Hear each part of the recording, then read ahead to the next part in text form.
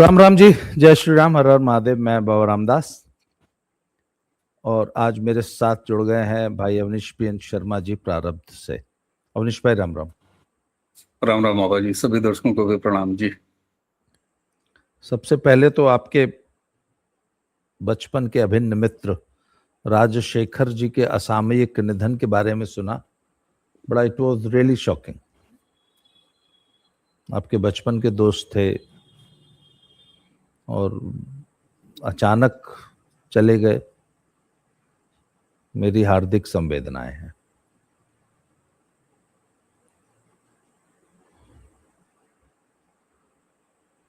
ईश्वर उनके परिवार को ये दुख सहन करने की क्षमता दे, आपको भी। तो सब क्या करें, दुनिया तो चलती ही रहेगी।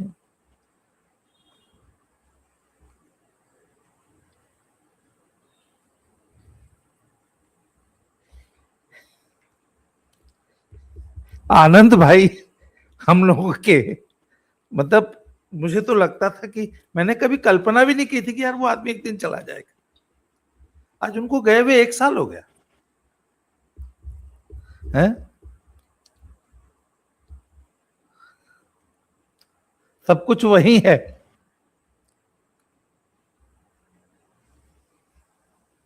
थेथराई देखिए ना, हम लोग बैठ के है? वीडियो कर रहे हैं।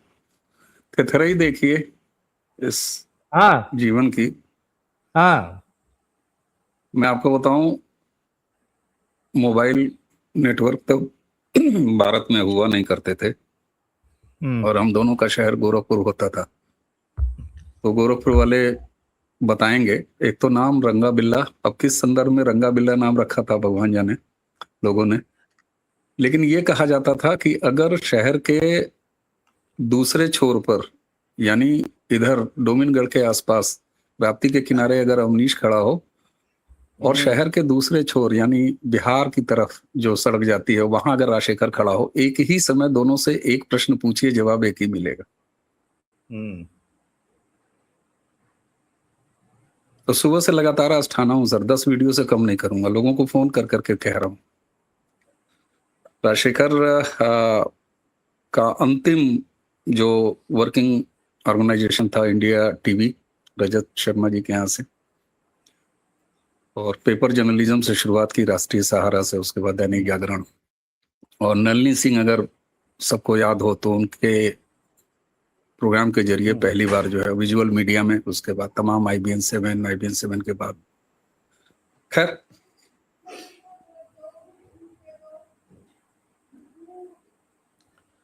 मैंने कहा ना, जीवन इतना निष्ठुर है, सब कुछ के बाद भी वो तो चलता ही है। चलिए आज की चर्चा को प्रारंभ करते हैं। बाबा ने स्पष्ट कह दिया और शुभेंदु अधिकारी ने हूबहू फॉलो कर लिया। सड़क पे नमाज नहीं होगी, सड़क पे कुर्बानी नहीं होगी, गाय की कुर्बानी नहीं होगी, और कोई नया नियम नहीं लागू कर रहा हूं। पहले से नियम बने हुए थे, उनको सिर्फ इंप्लीमेंट कर रहा हूं, कोई नया नियम नहीं है। सड़क पे कुर्बानी नहीं होगी और एनिमल स्लॉटर के जो नियम हैं उनके हिसाब से होगी। 14 वर्ष से कम आयु के स्वस्थ दुधारू एक्टिव पशु की नहीं होगी कुर्बानी। वो कहते हैं जी इस्लाम में तो स्वस्थ विकलांग और बूढ़े की कुर्बानी मंजूर नहीं है, तो भला मत करो, फिर जिसकी है उसकी करो। बड़ा स्पष्ट सर, कोई नो इफ नो बट, कोई किसी किस्म का कंफ्यूजन है ही नहीं। बाबा ने कह दिया सड़क पे नहीं होगी नमाज, नहीं होगी तो नहीं होगी। बोला सब फिर कैसे होगी? बोले 2 शिफ्ट में करो, मत करो, घर में करो, जनसंख्या नियंत्रण करो। इसमें कौन सी बात गलत है? आखिर ये जो लिब्रांडू जो है बहुत उछल रहे हैं इस बात पे। और ने अच्छा एक बात और कही ना सर, प्यार से मान जाओ ठीक है, नहीं तो दूसरे तरीके बहुत हैं। इसमें क्या गलत है? तो मैं तो सबके लिए ये तो this is the universal truth. प्यार से प्यार से मान जाओ तो बहुत अच्छी बात है, समझदार आदमी की तरह मान जाओ, नहीं मानोगे तो फिर कानून तो है। बड़ी अच्छी बात कही है सर। और वो भी दे दिया है, बरेली वाला इलाज कर देंगे।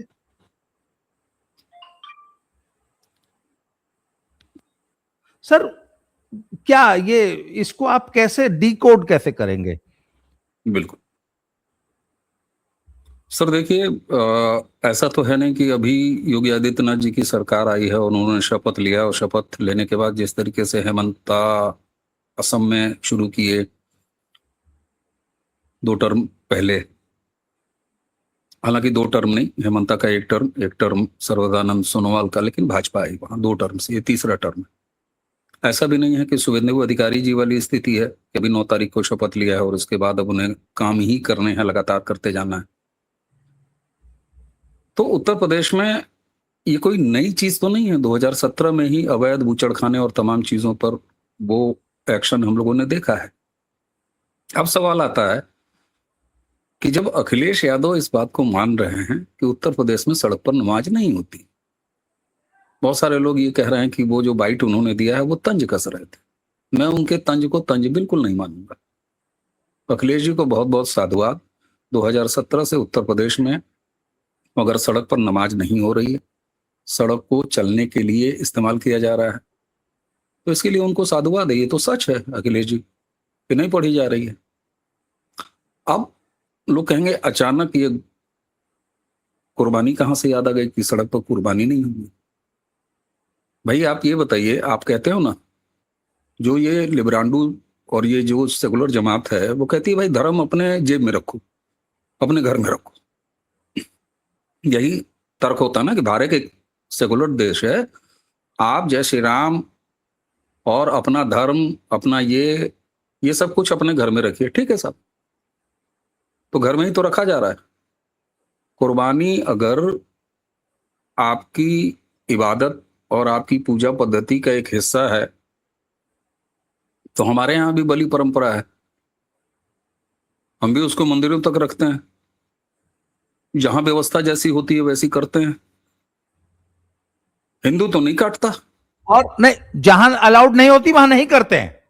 मैंने अभी कहा कि जहां जैसी व्यवस्था होती है वैसे करते हैं। हाँ, आप पूर्वांचल नियम के तरकुलहा कानून चले संविधान जाइए, के ऊपर जाके नहीं करते हैं। कोई प्रश्न ही नहीं है। मैं योगी आदित्यनाथ जी के अपने गृह जनपद के तरकुलहा देवी का ध्यान कराता हूँ। बलि परंपरा है, आज भी होती है वहां पे, आज भी होती है। थावे जी देवी हैं जो तुरंत उत्तर प्रदेश के बॉर्डर से लगे हुए हैं, बिहार में बलि परंपरा होती है। कामाख्या बलि परंपरा होती है, कई जगह है, कई जगह अभी भी नहीं है। विंध्याचल में मैंने देखा है बलि परंपरा। लेकिन कोई हिंदू अपने पुजारी को बुला के आप अपने घर के, अपने मोहल्ले, अपने सड़क, अपनी कॉलोनी में कराता है क्या? तो पहले तो ये ना सिखाएं। और एक चीज और मैं बताऊं, खासतौर से अपने लोगों के लिए, हम राष्ट्रवादियों की एक बड़ी दिक्कत है, हमारे अंदर इतना कल्ट भरा हुआ है कि कई लोग अभी इसी वीडियो के नीचे बाबा जी ये कहते नजर आएंगे, नहीं नहीं सनातन की परंपरा बलि परंपरा नहीं। क्यों नहीं है भाई? हमारे यहाँ शक्ति की आराधना है, हमारे यहाँ बलि परंपरा है, लेकिन हम अपने जो धर्म के आचार्य हैं, जो व्यवस्था है, चाहे वो मंदिर प्रशासन हो, चाहे वो मैं कहता हूं कल को सरकार ही हो, हम उसका पालन करते हैं। हमारा सनातन हमारे राष्ट्रवाद के साथ चलता है। इसीलिए मैं कहता हूं कि भारत को हिंदू राष्ट्र घोषित करने की कोई आवश्यकता नहीं है, हम बाय डिफॉल्ट हिंदू राष्ट्र हैं। आपको कुर्बानी मोहल्लों में क्यों करनी है? क्यों? क्योंकि आपको नालियों में बहते हुए उस खून से दहशत पैदा करनी, ये बताना है कि हम खून खरेजी करने वाले लोग हैं। हैदराबाद की सड़कों का अभी कुछ दिनों पहले, या पुराना वीडियो है, लेकिन ऐसे कोई नया सिलसिले नहीं है जब सड़कें बिल्कुल लाल और उन बस्तियों से निकलने वाली, कलकत्ता में देखा गया है कि किस तरीके से बजबजा रहा है पूरा सड़क, पूरी गली। तो साहब ये नहीं होगा ना। लोग कहेंगे आज ही क्यों याद आई? तो भाई पहले नमाज मुक्त सड़क किया, उसके बाद अवैध कब्जे हटवाए।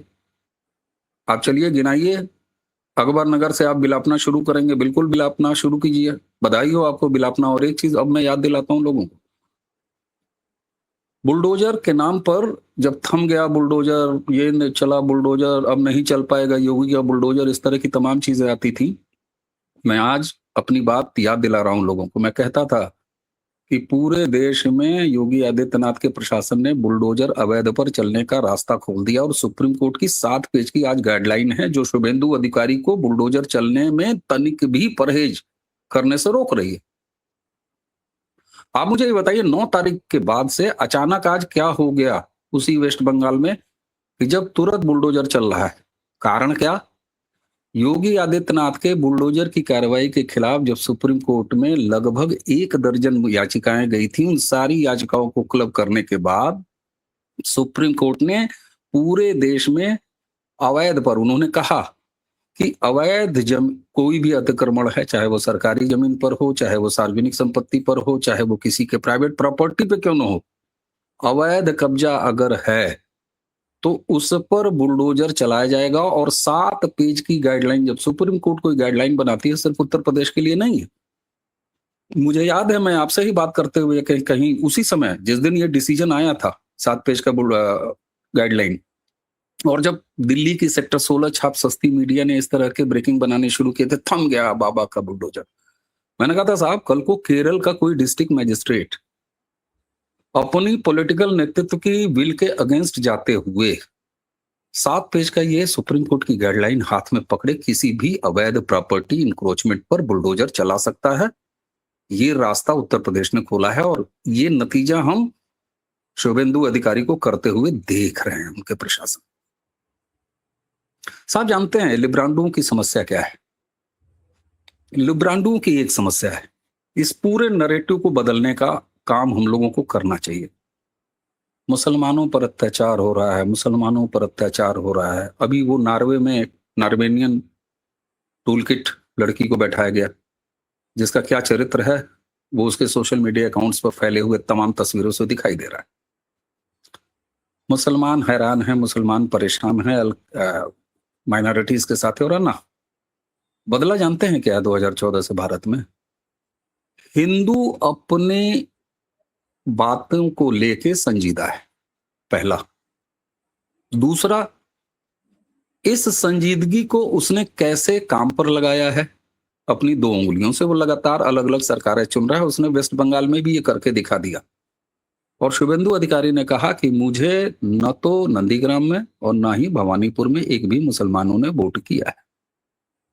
और छोड़िए, शुभेंदु अधिकारी ने भवानीपुर विधानसभा के सभी वार्ड में अपना कार्यालय खोला है।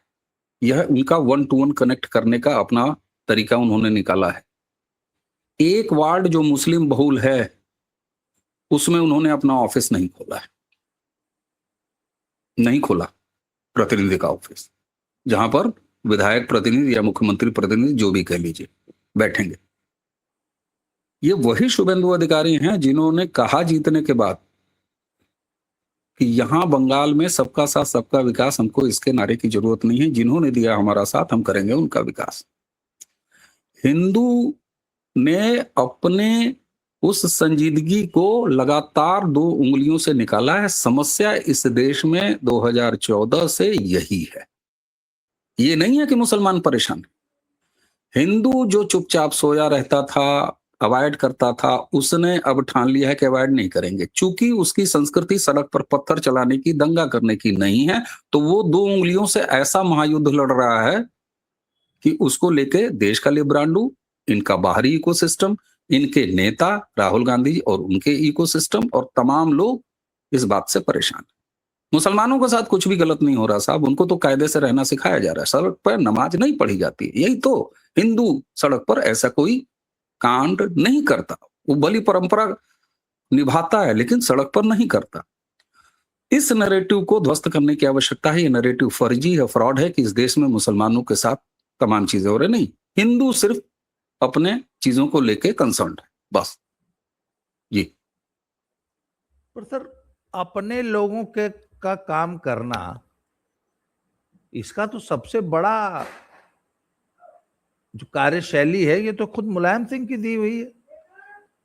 क्या कारण था कि आजमगढ़ में, मैनपुरी में, कन्नौज में, रामपुर में 24 घंटे बिजली आती थी और वहीं बगल में बनारस जैसा महानगर, ट्रेड और टूरिज्म का इतना बड़ा सेंटर, वहां 14-14 घंटे के पावर कट मैंने अपनी आंख से देखे हैं। और मैनपुरी में 24 घंटे बिजली मैंने देखी है, आजमगढ़ में देखी है मैंने। तब तो ये लिब्रांडो गैंग ने एक बार भी नहीं कहा कि भैया ये भेदभाव क्यों है, बनारस वालों ने क्या बिगाड़ा है और आजमगढ़ वालों के ऐसे कौन से सुरखाप के पर लगे हैं जो उनको 24 घंटे बिजली दी जा रही है। तो ये गौरवशाली परंपरा तो इन्हीं समाजवादी और सो कॉल्ड सेक्युलर राजनीतिक दलों की देन है, उनके द्वारा शुरू की गई है। अच्छा, पर एक बड़ा जायज सवाल ये उठाते हैं आरफा खानम शेरवानी जैसे लोग कि ठीक है, कानून का अगर पालन कराना है तो बराबर कराइए। तो हम तो शुरू से कहते हैं कि नहीं, लाउड स्पीकर पे जो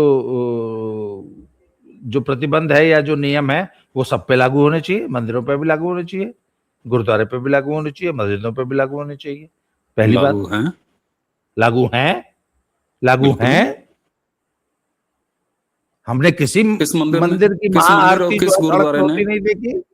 सर, किस मंदिर ने, किस गुरुद्वारे ने, किस चर्च ने, किस बौद्ध विहार ने इसको लेके तांडव मचाया? एक बार भी आवाज उठाई कि अल्लाह ताला हमारी आवाज नहीं सुन पा रहे हैं, हमें जो है वो मीनार पे चढ़ के बांध देने की इजाजत दो।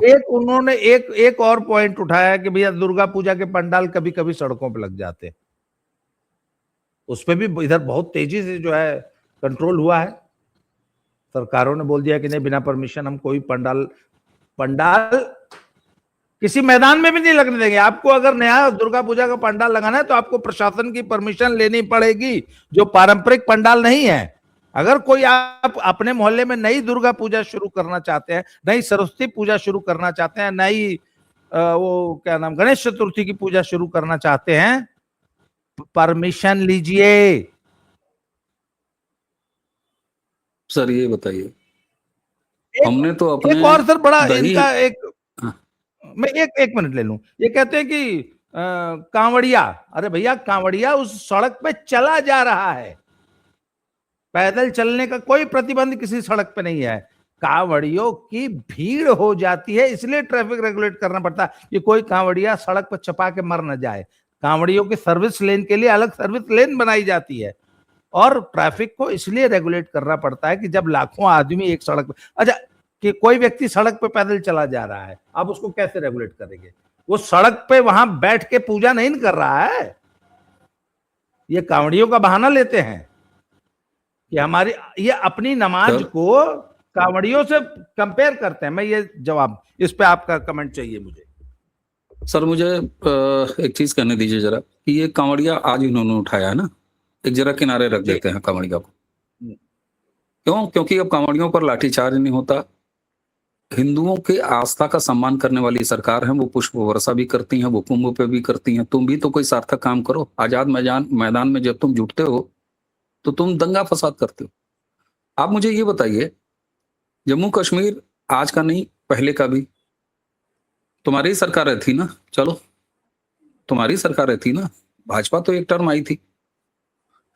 लेकिन आप ये बताइए कि क्या वहां पर कैलाश मानसरोवर यात्रा हो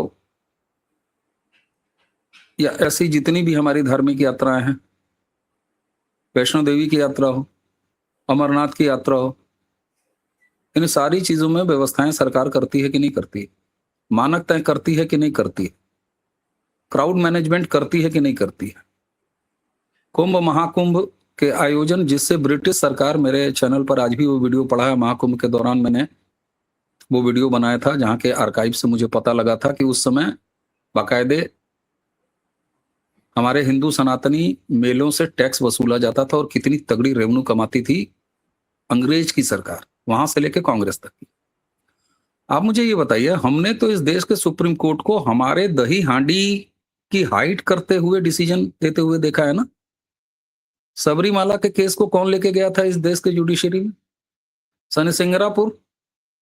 तमाम हिंदू आस्थाओं को तुमने जो ध्वस्त किया वो तो किया ही, जिसको हम लड़के ले आए, बाबरी ढांचे को आज गौशाला लाए हैं, कल को तमाम चीज आएंगे। लेकिन हम अभी शुरुआत में आपसे कहते हैं, हिंदू केवल अपने मामलों को लेकर कंसर्न हुआ है और उसका तरीका उसने क्या चुना है। और यही मैं बार बार कहता हूं कि आप सरकारें लगातार जो बनवा रहे हैं वो उसने तरीका चुना है। और आप ये बताइए, तुम ताजिया लेके सड़कों पर उतरते हो, कौन रोकता है तुमको? मुहर्रमी जुलूस लेके निकलते हो, कौन रोकता है तुम्हें? लेकिन रेगुलेट नहीं होगे तुम, रेगुलेशन नहीं है, तुम दामाद बने फिर हो। इस देश के संसाधनों पर पहला हक मुसलमानों का अब नहीं है। इस देश के संसाधनों पर हर भारतीय का अधिकार है और बराबर का अधिकार है। तुम अब सरकारी दामाद नहीं रहे। और मैं तब से यही कह रहा हूं कि इस देश में मुसलमानों की स्थिति पहले से बहुत बेहतर हुई है। वो खा रहा है, कमा रहा है, उसको दर्जन भर सरकारी योजनाओं का लाभ मिल रहा है। दरवाजा खटखटा के योगी आदित्यनाथ या नरेंद्र मोदी उससे ये नहीं पूछते कि ये पंडित अवनीश का घर है कि मियां सुलेमान का घर है, उसको सारी योजनाएं मिलती हैं। कागज उसके पास इतने होते हैं कि वो 10 में से 12 योजनाओं का लाभ उठाता है। इस देश में यह फेक नैरेटिव और इसको एड्रेस करना समाप्त होना चाहिए। सड़क पर नमाज नहीं पढ़ने दी जा रही है, मोहल्ले में कुर्बानी नहीं करने दी जा रही है, ये बहुत आम routine law and order issue है जिसको प्रशासन बड़े आराम से हैंडल कर रहा है। अगर कहीं लोग रो रहे हैं तो वो गलत चीज के लिए रो रहे हैं, हम क्यों उनके रोने में शामिल हो? इसलिए मैं बार बार कह रहा हूं, बदलाव केवल इस देश में लगातार यह हो रहा है कि हिंदू अपनी समस्याओं को लेके, अपने मामलों को लेके कंसर्न्ड है। वो सही रास्ता चुन रहा है। पहला, 2 उंगलियों से सही सरकार ले आ रहा है, क्योंकि डेमोक्रेटिक जो मॉडल हमने अपनाया है उसमें यह जरूरी है। और दूसरा, उसे अदालतों से हर तरह के लाभ मिल रहे हैं। अदालतों से उससे ही लाभ मिलता है जिसके पास सारे कागज होते हैं। तुम्हारे दिन वो गए कि कागज नहीं दिखाएंगे। SIR में भर भर के तुमने कागज दिखाने का प्रयास किया। दरअसल जब तुम ये कहते हो कि हम कागज नहीं दिखाएंगे, तो अब्दुल और तुम्हारी वो तमाम शाहीन बाग वाले इकोसिस्टमों, दरअसल तुम्हारे पास, तुम जानते हो कि कागज है ही नहीं, तुम नहीं दिखा पाओगे।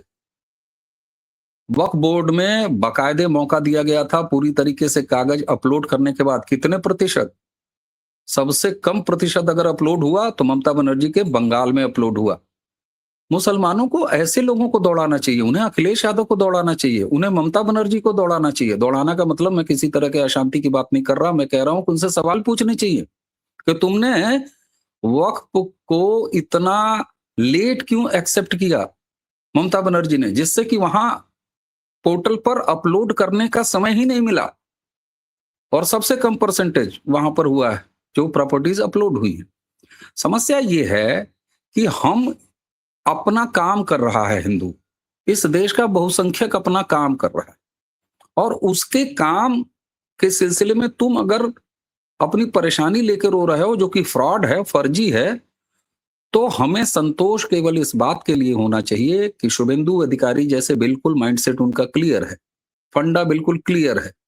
हेमंता विश्व शर्मा, फंडा बिल्कुल क्लियर है। योगी आदित्यनाथ कहते हैं कायदे में रहोगे तो फायदे में रहोगे, गजवा हिंद का सपना देखोगे तो जहन्नुम का टिकट रसीद किया जाएगा। और अगर कहीं तुम मवाली बन के बैठे हो, माफिया बन के बैठे हो, तो तुमको मिट्टी में मिलाया जाएगा। मैं बार बार कह रहा हूं कि अब इनके रुदाली, इनके मुहर्रमों को एड्रेस करना इस देश में बंद होना चाहिए। यह देश अगर कायदे के काम कर रहा है, प्रदेश का कोई मुख्यमंत्री किसी भी प्रदेश का अगर इस देश के कानूनों को इंप्लीमेंट कर रहा है, तो फिर इसमें बड़ी सामान्य सी बात है। इसमें हिंदू मुस्लिम कहां से आ गया भाई? इसमें तुम्हारा मजहब कहां से आ गया? मजहब नहीं आ गया, तुम गंदा काम करते हो सड़क पर, इसलिए तुम्हारे साथ ऐसा हो रहा है। और वो गंदा काम तुम्हारा क्या है? तुम नमाज जैसे अपने सो कॉल्ड पवित्र काम को गंदे तरीके से सड़क पर करते हो। तुमको कुर्बानी देनी है ना, कुर्बानी की कहानी पता है ना, तो दो कुर्बानी, आओ 100% असली मजहब जियो ना। काहे किसी जानवर तक ही रहते हो भाई? बढ़ो 2 कदम आगे। वो तो तुमसे होगा नहीं, तुम्हें केवल रायते फैलाने हैं। जी। मैं कुछ अपने दर्शकों के लिए एक बात बता दूं। कुर्बानी का जो असली कॉन्सेप्ट है वो तो बेटे की कुर्बानी, पहली जो कुर्बानी दी गई थी वो तो सगे बेटे की कुर्बानी थी। अब तुमको उस परंपरा को जीवित रखना है तो उन्होंने, अब तुम उस बेचारे बकरे को जो है वो ले आए हो, बेटे की जगह तुमने बकरा रिप्लेस कर दिया। पर इनका कुर्बानी का जो मेन कॉन्सेप्ट है, मैं दर्शकों की जानकारी के लिए, कुछ लोग नहीं जानते रहे होंगे, इनके लिए है कि जो जिस जानवर की कुर्बानी देनी है पहले उसको अपने बच्चे की तरह पालना है, उससे बहुत ज्यादा प्यार मोहब्बत और इमोशनल लगाव पैदा करना है। उसको पालने के दौरान उसको एकदम अपने बेटे की तरह पालना है, अपने बच्चे की तरह, एकदम परिवार के सदस्य की तरह पालना है। और फिर एक दिन उसको अपने ही हाथों से ज़िबह करना है। पता है क्यों? अपनी कौम को ट्रेनिंग दी जा रही है कि किसी को ज़िबह करते समय आपके मन में दया, करुणा, इमोशन, अटैचमेंट, ऐसी कोई फीलिंग नहीं आनी चाहिए। कल को किसी को युद्ध के मैदान में या गजवाए हिंद करते समय अगर ज़िबह करना पड़े तो कहीं से करुणा या दया का भाव पैदा ना हो। इसकी प्रैक्टिस 2.5 साल के बच्चे को कराई जा रही है। ऐसे टॉयज इजाद किए जाते हैं कि 2.5 साल के बच्चे को गर्दन काट के लाल खून जैसा एक द्रव्य निकले, 2.5 साल के बच्चे से सिखाया जाता है। इसकी तैयारी है। मैं इन लिब्रांडुओं से पूछ रहा हूं, इन सेक्युलर से, किसकी गर्दन काटने की तैयारी है ये? इस कुर्बानी का समर्थन करने से पहले अपने अंदर से ये सवाल पूछ लें, उसके बाद चाहे समर्थन करिए चाहे विरोध करिए। जी, आपका कंक्लूडिंग रिमार्क। बिल्कुल सर, ये जो आपने अंत में कहा है ना, यही तो शत्रुबोध है जी।